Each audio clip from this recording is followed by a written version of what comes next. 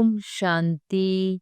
22 दिसंबर 2025 के ईश्वरीय महावाक्य। पहले एक नज़र मुरली के मुख्य पॉइंट पर। बाबा ने कहा, अगर आज भी मन अशांत है, अगर आज भी दिल में कमी महसूस होती है, तो कारण एक ही है, बाप को जैसा है वैसा पहचाना नहीं है। क्योंकि जिस दिन बाप की सच्ची पहचान हो जाती है, उस दिन आत्मा गरीब से साहूकार बन जाती है। बाप साधारण है, इसलिए उन्हें पहचानना कठिन लगता है। बाप गरीब निवाज है, क्योंकि ज्ञान देकर दुख दूर करते हैं।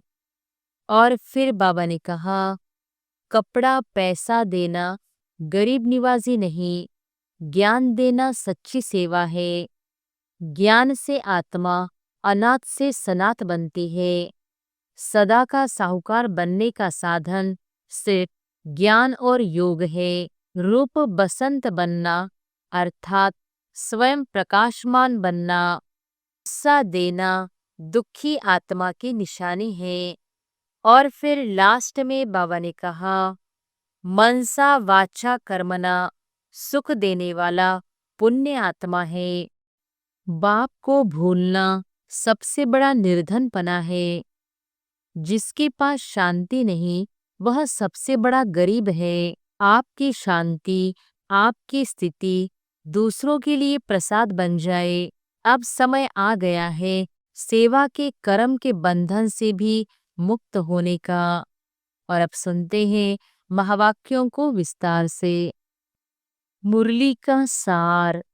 मीठे बच्चे, बाप जो है जैसा है उसे यथार्थ पहचान कर याद करो।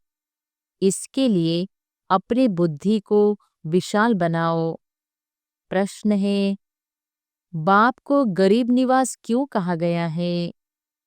उत्तर है, क्योंकि इस समय जब सारी दुनिया गरीब अर्थात दुखी बन गई है, तब बाप आए हैं सबको दुख से छुड़ाने। बाकी किस पर तरस खाकर कपड़े दे देना, पैसा दे देना, वह कोई कमाल की बात नहीं। इससे वह कोई साहूकार नहीं बन जाते। ऐसे नहीं, मैं कोई इन भीलों को पैसा देकर गरीब निवास कहलाऊंगा। मैं तो गरीब अर्थात पतितों को, जिनमें ज्ञान नहीं है, उन्हें ज्ञान देकर पावन बनाता हूँ। गीत है, यही बहार है दुनिया को भूल जाने की। ओम शांति। मीठे मीठे बच्चों ने गीत सुना। बच्चे जानते हैं, गीत तो दुनियावी मनुष्यों ने गाया है। अक्षर बड़े अच्छे हैं। इस पुरानी दुनिया को भुलाना है। आगे ऐसे नहीं समझते थे। कलयुगी मनुष्यों को भी समझ में नहीं आता है कि नई दुनिया में जाना होगा तो जरूर पुरानी दुनिया को भूलना होगा। भले इतना समझते हैं पुरानी दुनिया को छोड़ना है, परंतु वह समझते हैं अजुन बहुत समय पड़ा है, नई सो पुरानी होगी। यह तो समझते हैं, परंतु लंबा टाइम डालने से भूल गए हैं। तुमको अब स्मृति दिलाई जाती है। अभी नई दुनिया स्थापन होती है, इसलिए पुरानी दुनिया को भूलना है। भूल जाने से क्या होगा? हम यह शरीर छोड़ नई दुनिया में जाएंगे, परंतु अज्ञान काल में ऐसी ऐसी बातों के अर्थ पर किसका ध्यान नहीं जाता। जिस प्रकार बाप समझाते हैं, ऐसे कोई भी समझाने वाला नहीं है। तुम इनके अर्थ को समझ सकते हो। यह भी बच्चे जानते हैं, बाप है बहुत साधारण। अनन्य अच्छे अच्छे बच्चे भी पूरा समझते नहीं हैं। भूल जाते हैं कि इनमें शिव बाबा आते हैं। कोई भी डायरेक्शन देते हैं तो समझते नहीं कि यह शिव बाबा का डायरेक्शन है। शिव बाबा को सारा दिन जैसे भूले हुए है। पूरा न समझने कारण वह काम नहीं करते। माया याद करने नहीं देती। स्थायी वह याद ठहरती नहीं। मेहनत करते करते पिछाड़ी में आखिर वह अवस्था होनी जरूर है। ऐसा कोई भी नहीं जो इस समय कर्मातीत अवस्था को पाले। बाप जो है जैसा है उनको जानने में बड़ी बुद्धि चाहिए। तुमसे पूछेंगे, बाप दादा गर्म कपड़े पहनते हैं? कहेंगे दोनों को पड़े हुए हैं। शिव बाबा कहेंगे, मैं थोड़ी ही गर्म कपड़े पहनूंगा, मुझे ठंडी नहीं लगती। हाँ, जिसने प्रवेश किया है उनको ठंडी लगेगी। मुझे तो न भूख न प्यास कुछ भी नहीं लगता। मैं तो निर्लेप हूँ। सर्विस करते हुए भी इन सब बातों से न्यारा हूँ। मैं खाता पीता नहीं हूँ। जैसे एक साधु भी कहता था ना, मैं न खाता हूँ न पीता हूँ। उन्होंने फिर आर्टिफिशियल वेश धारण कर लिया है। देवताओं के नाम भी तो बहुतों ने रखे हैं। और कोई धर्म में देवी देवता बनते नहीं हैं। यहाँ कितने मंदिर हैं। बाहर में तो एक शिव बाबा को ही मानते हैं। बुद्धि भी कहती है फादर तो एक होता है, फादर से ही वर्षा मिलता है। तुम बच्चों की बुद्धि में है कल्प के इस पुरुषोत्तम संगम युग पर ही बाबा से वर्षा मिलता है। जब हम सुखधाम में जाते हैं तो बाकी सब शांति धाम में रहते हैं। तुम्हारे में भी यह समझ नंबरवार है। अगर ज्ञान के विचारों में रहते हैं तो उन्हों के बोल ही वह निकलेंगे। तुम रूप बसंत बन रहे हो बाबा द्वारा। तुम रूप भी हो और बसंत भी हो। दुनिया में और कोई कह न सके कि हम रूप बसंत हैं। तुम अभी पढ़ रहे हो, पिछाड़ी तक नंबरवार पुरुषार्थ अनुसार पढ़ लेंगे। शिव बाबा हम आत्माओं का बाप है ना, यह भी दिल से लगता तो है ना। भक्ति मार्ग में थोड़ी ही दिल से लगता है। यहाँ तुम सम्मुख बैठे हो, समझते हो बाप फिर इस समय ही आएंगे। फिर कोई और समय बाप को आने की दरकार ही नहीं। सतयुग से त्रेता तक आना नहीं है। द्वापर से कलयुग तक भी आने का नहीं है। वह आते ही है कल्प के संगम युग पर। बाप है भी गरीब निवास, अर्थात सारी दुनिया जो दुखी गरीब हो जाती है उनका बाप है। उनके दिल में क्या होगा? हम गरीब निवास है, सबका दुख अथवा गरीबी मिट जाए। वो तो सिवाय ज्ञान के, ज्ञान से कम हो न सके। बाकी कपड़ा आदि देने से कोई साहूकार तो नहीं बन जाएंगे ना। करके गरीब को देखने से दिल होगी इनको कपड़ा दे दे, क्योंकि याद पड़ता है ना मैं गरीब निवास हूँ। साथ साथ यह भी समझता हूँ मैं गरीब निवास कोई इन भीड़ों के लिए ही नहीं हूँ। मैं गरीब निवास हूँ जो बिल्कुल ही पतित है, उन्हों को पावन बनाता हूँ। मैं हूँ ही पतित पावन। तो विचार चलता है मैं गरीब निवास हूँ, परंतु पैसे आदि कैसे दूं? पैसे आदि देने वाले तो दुनिया में बहुत है। बहुत फंड्स निकालते हैं जो फिर अनाथ आश्रम में भेज देते हैं। जानते हैं अनाथ रहते हैं, अर्थात जिसको नाथ नहीं। अनाथ माना गरीब। तुम्हारा भी नाथ नहीं था, अर्थात बाप नहीं था। तुम गरीब थे, ज्ञान नहीं था। जो रूप बसंत नहीं, वह गरीब अनाथ है। जो रूप बसंत है, उनको सनाथ कहा जाता है। सनाथ साहूकार को, अनाथ गरीब को कहा जाता है। तुम्हारी बुद्धि में है, सब गरीब है, कुछ उन्हों को दे देवे। बाप गरीब निवास है तो कहेंगे ऐसी चीजें देवे जिससे सदा के लिए साहूकार बन जाए। बाकी यह कपड़ा आदि देना तो कॉमन बात है, उनमें हम क्यों पड़े। हम तो उनको अनाथ से सनाथ बना देवे। भले कितना भी कोई पदमपति है, परंतु वह भी सब अल्पकाल के लिए है। यह है ही अनाथों की दुनिया। भले पैसे वाले हैं, वह भी अल्पकाल के लिए। वहाँ है सदैव सनाथ, वहाँ ऐसे कर्म नहीं कूटते। यहाँ कितने गरीब हैं, जिनको धन है, उन्हों को तो अपना नशा चढ़ा रहता है, हम स्वर्ग में हैं, परंतु है नहीं।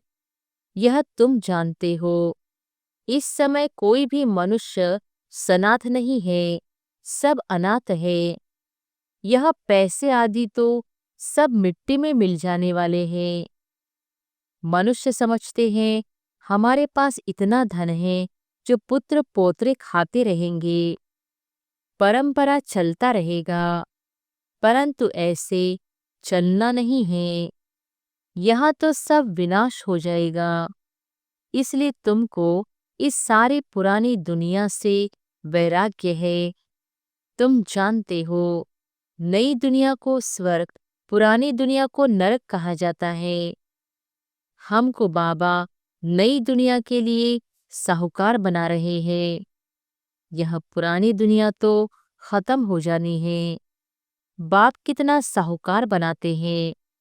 यह लक्ष्मी नारायण साहूकार कैसे बने। क्या कोई साहूकार से वर्षा मिला व लड़ाई की। जैसे दूसरे राजगद्दी पाते हैं, क्या ऐसे राजगद्दी पाई। वह कर्मों अनुसार यह धन मिला। बाप का कर्म सिखलाना तो बिल्कुल ही न्यारा है। कर्म अकर्म विकर्म अक्षर भी क्लियर है ना। शास्त्रों में कुछ अक्षर है, आटे में नमक जितने रह जाते हैं। कहाँ इतने करोड़ मनुष्य, बाकी 9 लाख रहते हैं, 1/4% भी नहीं हुआ, तो इसको कहा जाता है आटे में नमक। दुनिया सारी विनाश हो जाती है। बहुत थोड़े संगम युग में रहते हैं। कोई पहले से शरीर छोड़ जाते हैं, वह फिर रिसीव करेंगे। जैसे मुगली बच्ची थी, अच्छी थी, तो जन्म बिल्कुल अच्छे घर में लिया होगा। नंबरवार सुख में ही जन्म लेते हैं।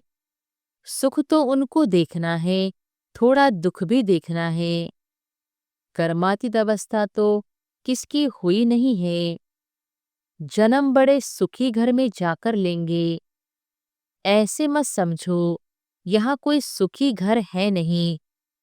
बहुत परिवार ऐसे अच्छे होते हैं, बात मत पूछो। बाबा का देखा हुआ है।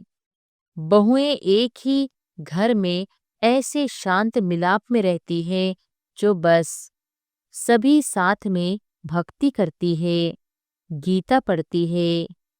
बाबा ने पूछा, इतनी सब इकट्ठी रहती है, झगड़ा आदि नहीं होता।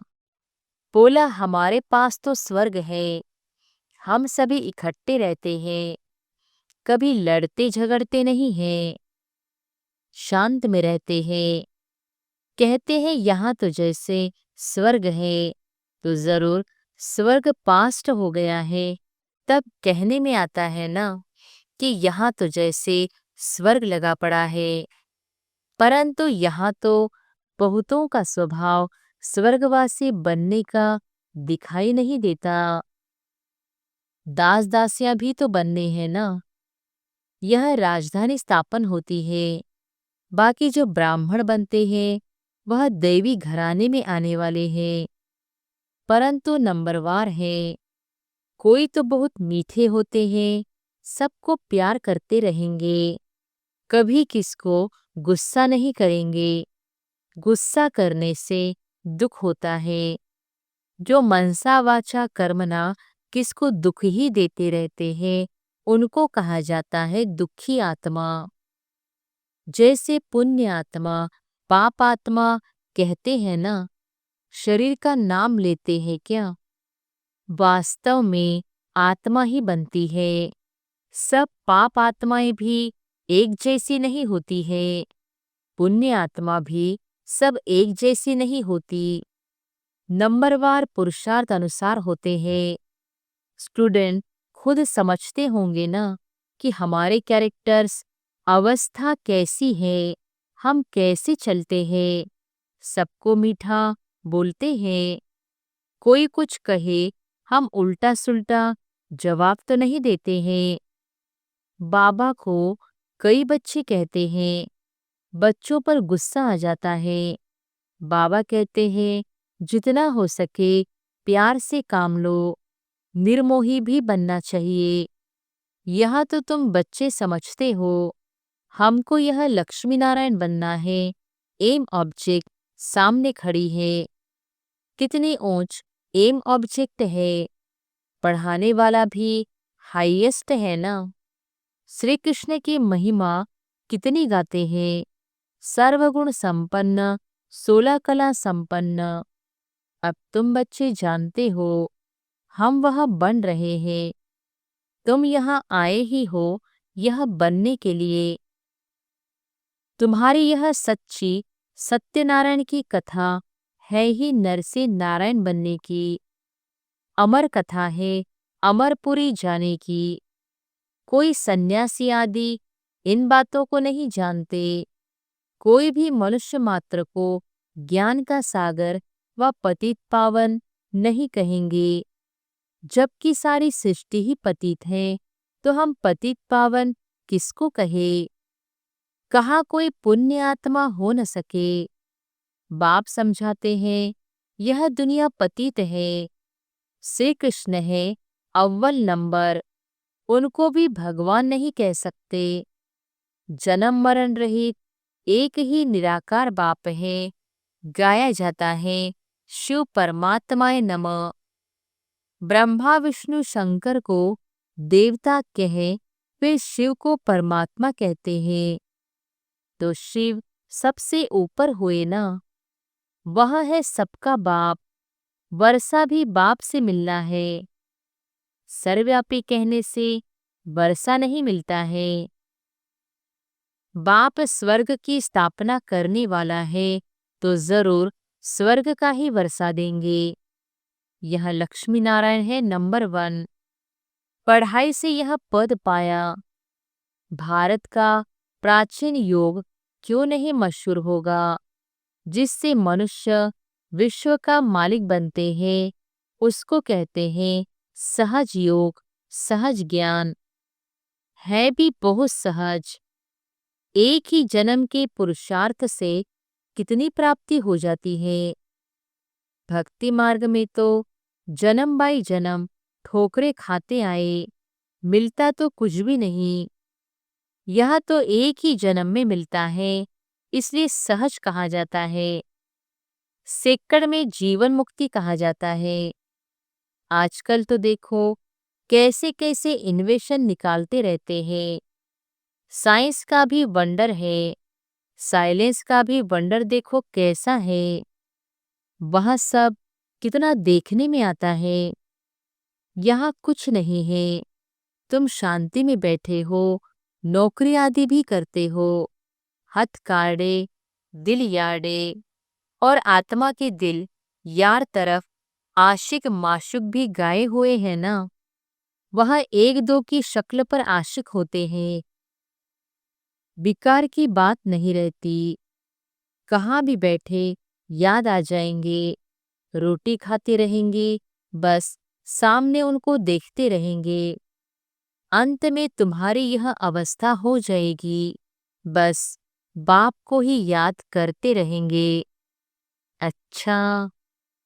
मीठे मीठे सिकिलधे बच्चों प्रति माता पिता बाप दादा का याद प्यार और गुड मॉर्निंग।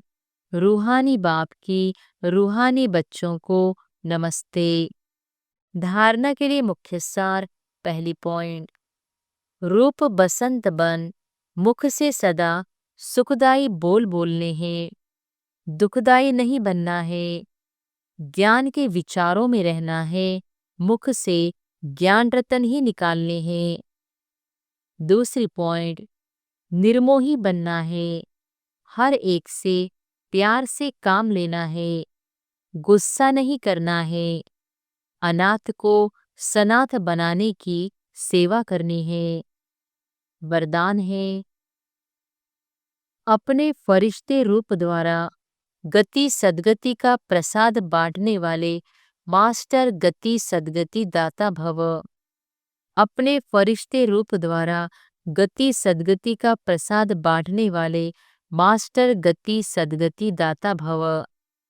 वर्तमान समय, विश्व की अनेक आत्माएं परिस्थितियों के वश चिल्ला रही है।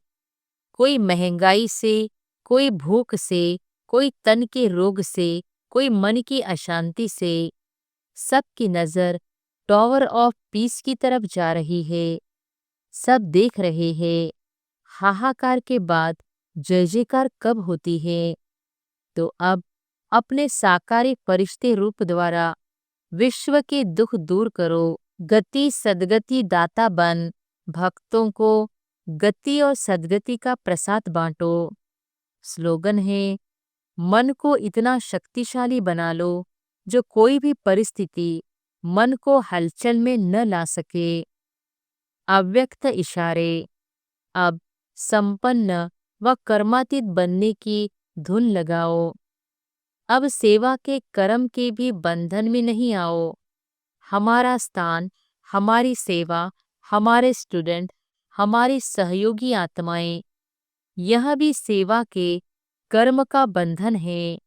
इस कर्म बंधन से कर्मातीत, तो कर्मातीत बनना है और यह वही है, यही सब कुछ है।